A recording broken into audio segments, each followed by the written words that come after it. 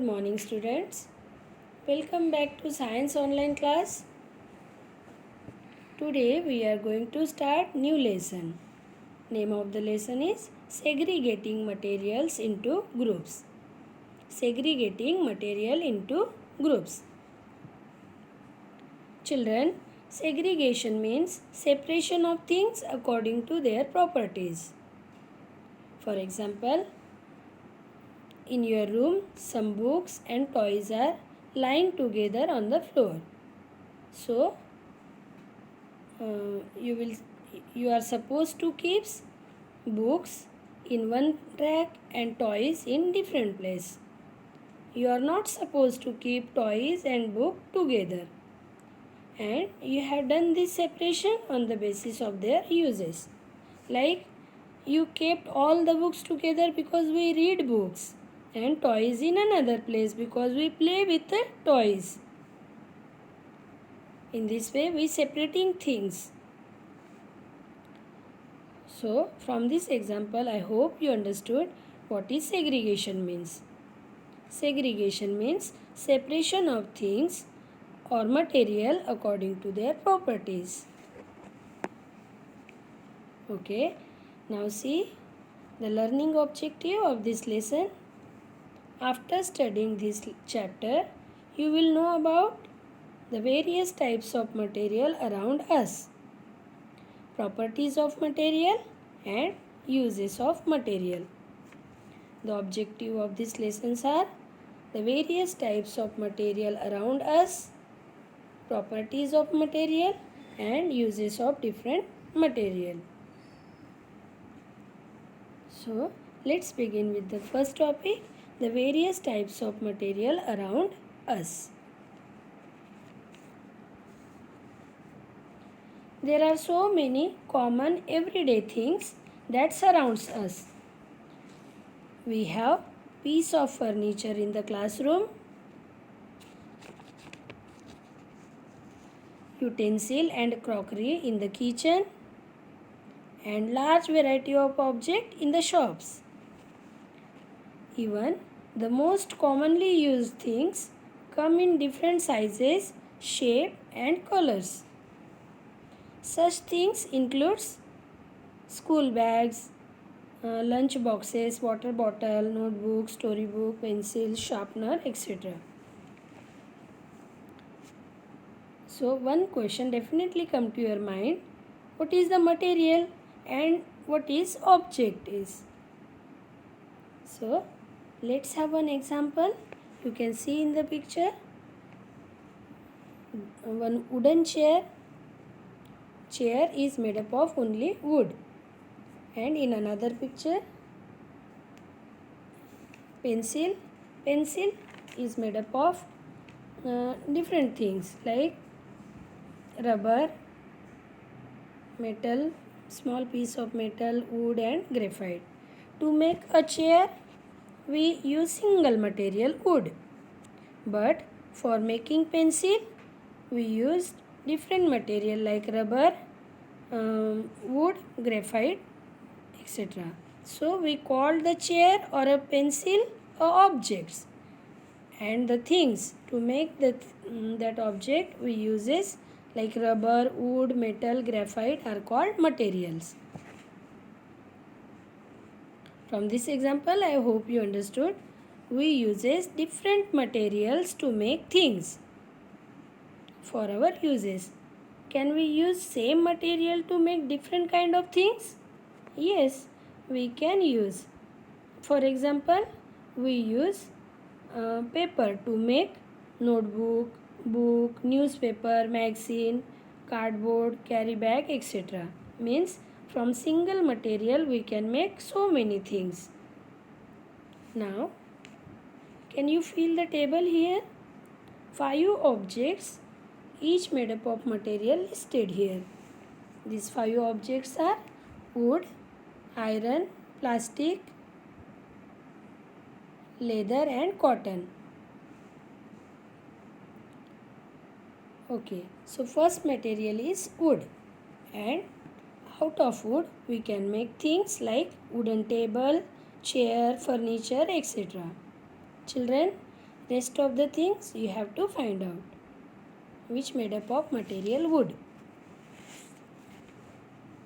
Second material is iron. From iron so many objects can be made, like steel chair, nails, stainless steel utensil which made from iron, window frame of our houses. All these things are made from material iron. There are so many things made from plastic material, like pen, lunch box, your water bottle, toys, etc. From leather, bag, belt, jackets, purse, etc. we can make. And material cotton used to make clothes like jeans, shirts, bed sheets, towel, paper, rope, twins, etc. So, children, you can do this activity at home. Fill the table with the name of the object made out of the material like wood, iron, plastic, leather and cotton. So, from one material, so many objects can be prepared. Similar to that, to make same object, we can use different kinds of material. Like a cup. A cup can be made of glass, steel, ceramic, plastic, etc. Now, try to fill this table with other material that a particular object can be made up of. Like ruler here. Ruler is to make object ruler we can use material like glass, steel, wood. So rest of the material you try to find out, children, to make that same object and complete this table. As we look around, we come to realize that number of everyday items used by us are made up of more than one material. So, question come to your mind that what is matter? Okay, anything that occupies space and have mass, it is called matter. We know all the materials occupy space and have mass. So, we say that all materials are made up of matter. And this includes our everyday things that present in universe, like plants and animal around us, the water we drink, the air we breathe, the food we eat and the clothes we wear. All these things are present in our universe are matter because they occupy space and have definite mass. But is there anything that is not matter? Yes, the feeling of love, hatred, sadness, joy, etc. They do not have mass and they do not occupy space. So that they are not matter. The TV signal, Wi-Fi, etc. are also not matter. But TV, radio, mobile phones use space and have mass. Hence, these are matters. Okay. Now, important question that comes to your mind is that what is matter made up of? So, take a piece of iron. Iron is matter. And let's break it and see what happens. It forms smaller pieces. On further breaking, it becomes smaller and smaller and smaller and finally into a fine powder. Is it possible to reach an end where iron particle cannot be further split? One British scientist is there named John Dalton named the smallest piece of iron an atom. John Dalton, British chemist, named the smallest piece of iron which further cannot split is called atom. Similarly, the smallest piece of silver and copper is also called silver atom and copper atom respectively.